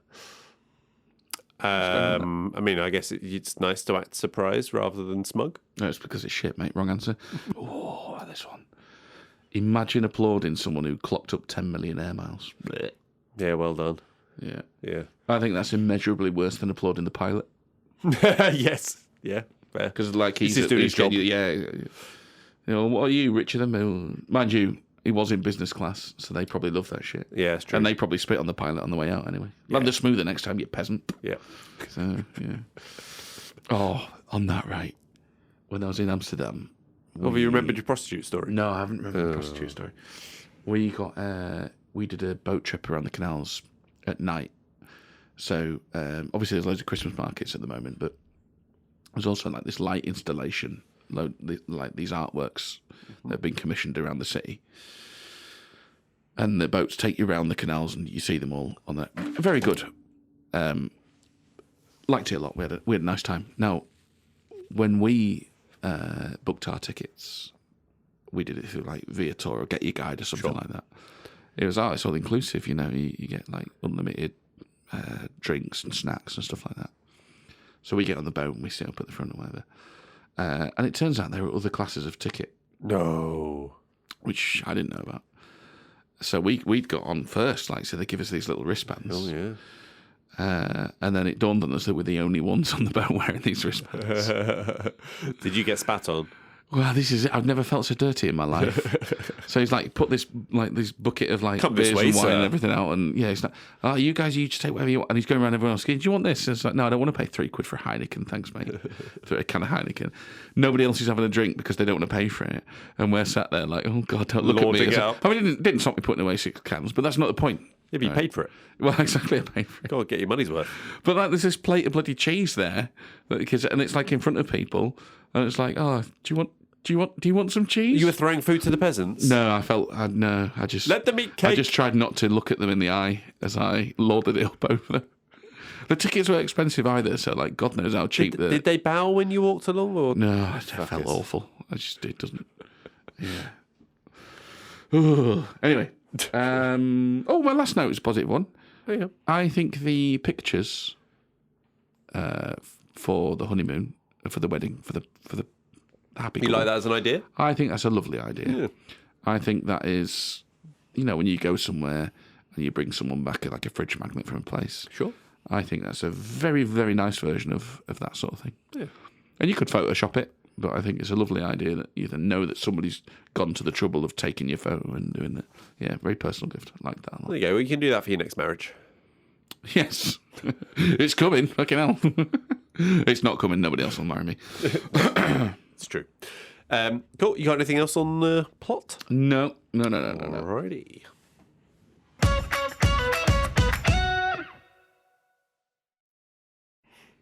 Okay, let's go through any changes. So our maximum of 3 changes that we want to make. Carl, how many have you got? I've got one. Has it got 8 parts? No, I've got one. Okay, hit me with your one. Look, I got plenty of problems with this movie, and I could say, ditch this, ditch that, but I'd just be redoing the entire movie, which I think I have done on a previous podcast. Oh no, I think it was where I just said, just don't make it. Was it before sunrise or something? Or Oh, right. Yeah. It's sunset, but yeah. sunset? Yeah. Okay, my change is this. If the film is about the sort of arc of Ryan Bingham and learning what life is about, and it should be, because in my opinion, to make it about a repping corporate downsizer requires a much darker film. But if it's just about his arc, you need to lose Kendrick or Farmiga.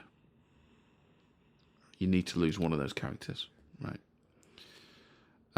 Because I think they're both underwritten. I think they're both wasted. You don't know enough about them. You know a bit more about Kendrick's character than Farmiga's, but you don't know enough about them. They don't stand on their own, and you've wasted 2 good actresses. Interestingly, Kendrick doesn't exist in the book. Okay. And this is one of those things where, and this has happened a couple of times, spotted a bit of this in Departed, I think, Ad Astra, where I've sort of picked up on something and I get to feel really smug when I read afterwards and go, Kendrick, yeah, of course she fucking doesn't, because it's just a waste of time. Well, there's too much going on there, Where would you say smugness fits on your top feelings that you appreciate that the I most? enjoy? Yeah. In jest, when pretty high, pretty high, yeah. When I'm like, oh, that's funny, isn't it? It's pretty high, yeah. But generally, I'm a pretty placid character. I just like to feel content. Yeah, content is what I strive for. Just want to sit back, chill out, relax, just be content. Yeah. But if we're being a bit funny, a bit edgy, yeah, it's pretty high. So yeah, she doesn't exist. That's confection, as is the suicide, by the way. That's made up. Just a quick sidebar on that. I think there's a side plot in the book that Ryan has cancer, Oh, okay, don't know about that. Yeah. and that's why he threw in the line of cancer. Do you want the cancer? Yeah, because they don't really do anything with that, do they? No, It's like a bit of trepidation as to, is he worried about where they And they never really do that again, yeah. So a complete plot. That's ignored in it. Interesting.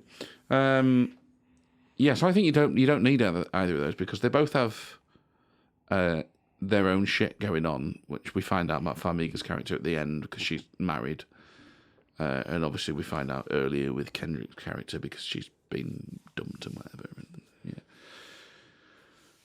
And both of these sort of act as a foil for Clooney to learn about life and that there's more to it and where he needs to go, like at different points in the movie. And that you just need one. You just need one of those characters for him to bounce off. Pick one. Who are you going to kill? The thing is, then you can build out those characters a bit more. So and this works either way. So I'm not necessarily saying you kill off Kendrick because she doesn't exist in the book. You could keep Kendrick and you've got that buddy thing going on, but you get to flesh her out a bit more as well. And I think she's got plenty more to give in this movie. Likewise, you lose her, you make it so much more about Farmiga, and that sort of arc and what she's going on. So we find out a lot earlier that she's unhappy in a marriage and what that's driven her to and all that sort of shit. Rather than just being a throwaway. Oh, so she's a dick then at the end. I don't think she's unhappy in a marriage, though. I think she's perfectly happy in a marriage. But we don't know, that's the point, because it's just thrown in at the end as like a twist, and we don't know. We never get to find out how she feels about this thing because the part is very underwritten, Simon. I like to do this imagining myself, you see. Well, I mean, you know what? That's fine. If that's the way you want to go. I would say that's not intentional in the filmmaker's point of view, but there you go. Yeah, so get rid of one of them. Is this one change? Sorry, this is one change. Okay, get rid of one of them, and root the film firmly in whichever one of those you want to bounce off, and develop that character. Interesting. Okay, that was a long change. I would just get rid of the talking heads at the start and the end. Yeah. Because you hate actually unemployed people. Oh yeah, and being exposed to the world. I just don't think it works. Yeah. You could just get actors to say what those people have said, and it wouldn't like. He didn't want actors. I know he didn't want actors. It doesn't mean he's right. So yeah, the shots don't blend with the rest of the film. Just seems strange, especially when you go then straight to actor doing something similar. That's all.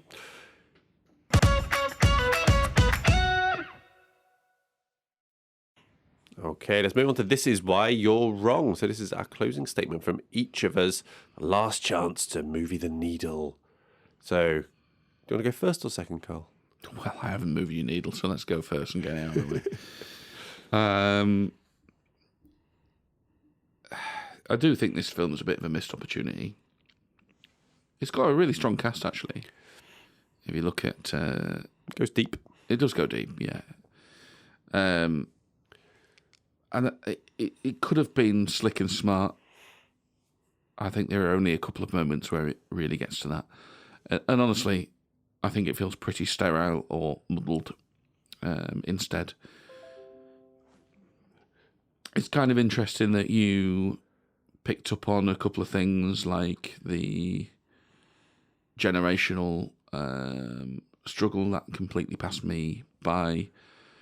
The commentary in the corporate world, we completely differ on, because I'm wanting it to make that, and you think it has, and I'm like, no, you've shat the bed on that front. So yeah, I think instead of like what could have been and this comes back to my what story is it trying to tell? Instead of being an easy watching twist on a rom-com, we've ended up with a film that sort of like wants to be serious because it's talking about this other thing, but then also wants me to believe that he's come on this nice journey. And I just don't get it. I don't get what it's going for, and it doesn't land. All right. So this is so I wrote a line here because I was like, sometimes when we go into these episodes, I kind of imagine how this might go. And it's usually a lot better than it does. In that, Yes. I'll be like, I'll convince him and he'll start to come round, and I'll just need to go in with this. It's a very good. I just think it's a very good film. It's smart, funny, tightly written. Something to say. I know you don't like it when it's see what I'm going to. I do that too, right? And it never goes the way I think. No, it never does. Because I think like, oh, he will come in and he'll try to convince me that the sort of the schmaltzy, sentimental side of it is actually a bit better than I thought, right? And genuinely, because I don't like I said earlier, I don't really hate this film. I was like, he might get me. He might move me up to ambivalent at least, you know. But you didn't. You went, this is making all this sort of commentary. I was like, oh, mate, no, it's fucking not. I get all the wrong tactics here. Like, Yeah. I need to somehow. So as long as he figure out goes that way, he tactics. might get me, but he won't go that way. No, he won't go that way. But, Yeah. but then you do. So the way I thought it would be like, I quite enjoyed rewatching this. I quite enjoyed writing the notes about it, thinking about it, and I'm going to talk about it. I'm actually going to talk myself up. I'm going to start really liking this. But no, you just left a sour taste. You hate your acidic shrew. Yeah, I don't even hate it that much. I just think it's a bit crap. I don't like it. Well, there we go. So I think it's safe to say, did I move your needle, Carl? No, you didn't. No, and I don't think my needle has been moved either. It's Yeah, I mean, it's fine. I don't mind that you like it. It's not one of those where I go like, What's "What are wrong you with you?" talking about?" Yeah. Yeah, I just think it's a bit crap, mate. Well, there we go.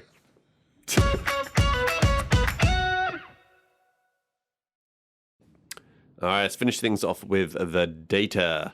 So, some ratings for you, Carl. IMDb 7.4. Letterboxd 3.6, so they're all thereabouts, pretty equal. Metascore, critics loved it, 83. I know, it's weird. Yeah. Carl, what was your Letterboxd rating? When I first rated this, I rated it 1. Oh. And I said, I think it was in like a bad mood or a bad run at the time of watching films. It was like another made by the numbers effort. Ooh.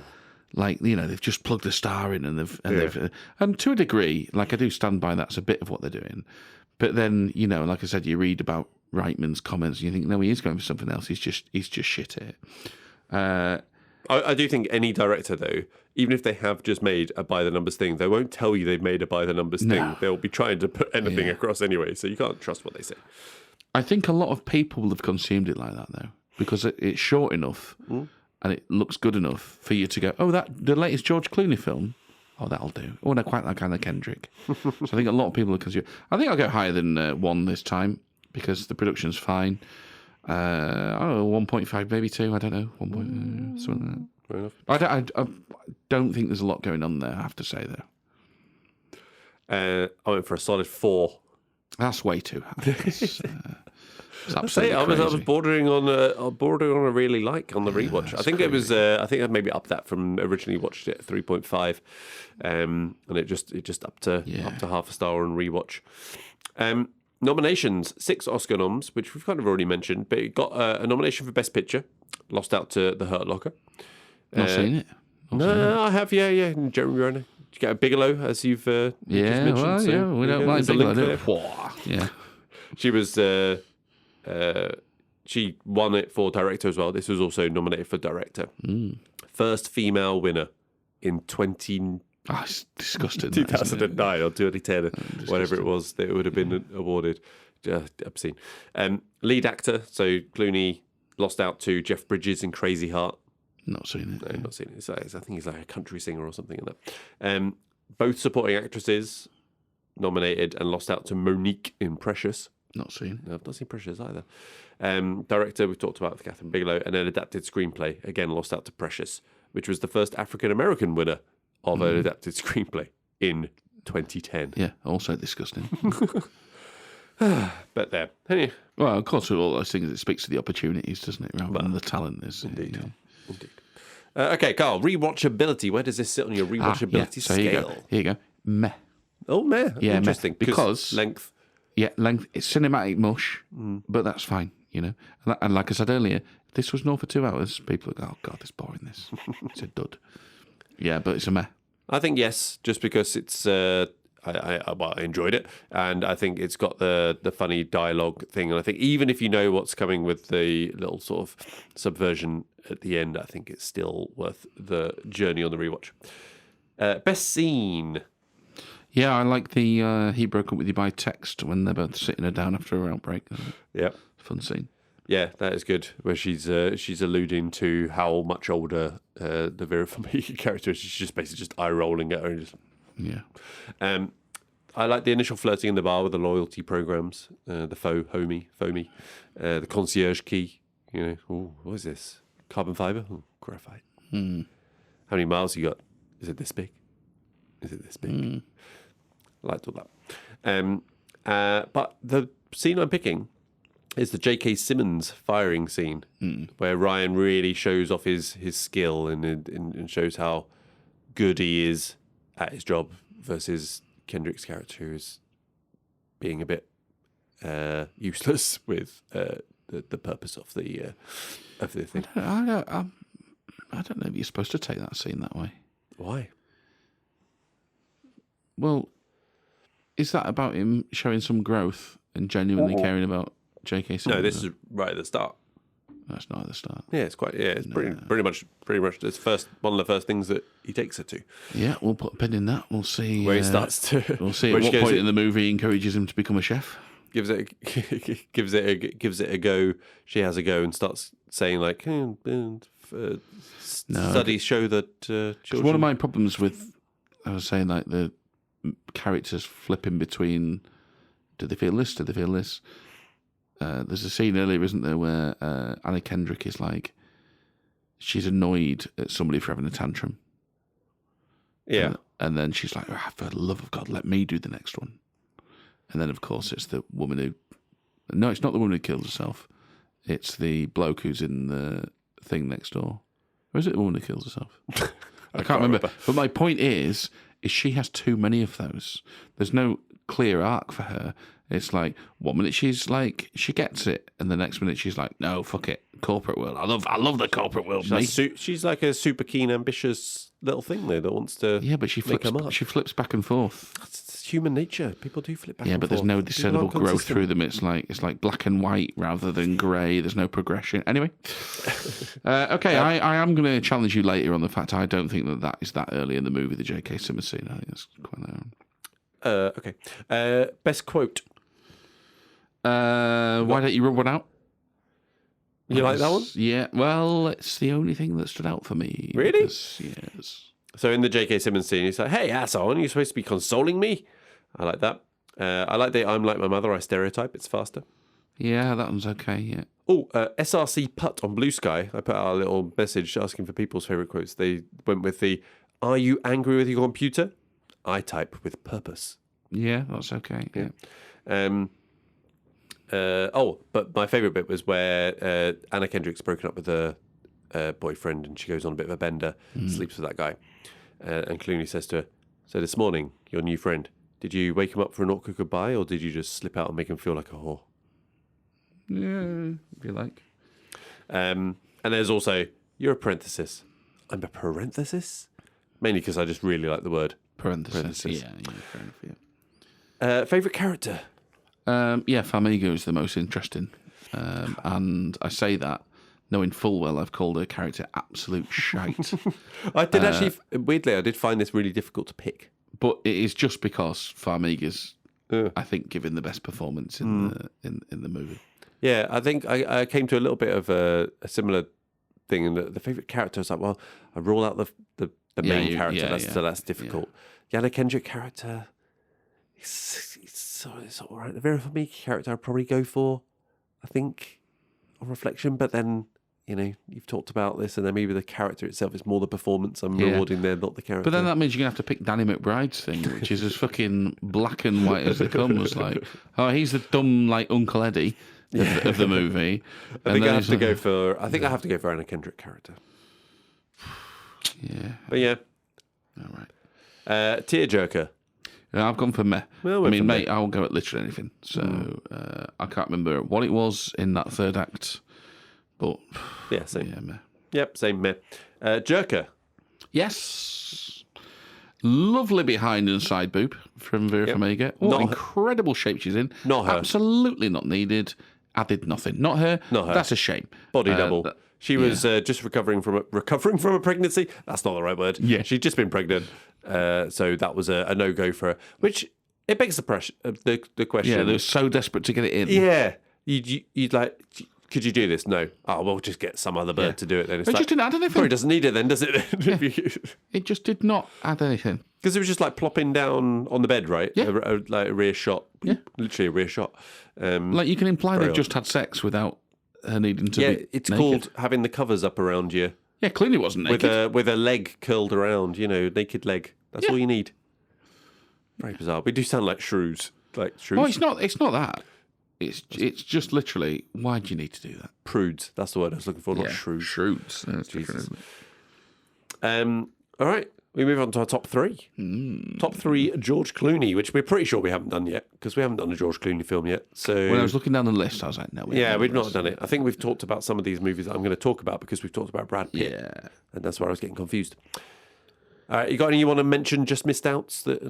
Well, so, Intolerable Cruelty. Yes. That's quite a fun movie. It's quite funny. That's Coen Brothers, right? Yeah.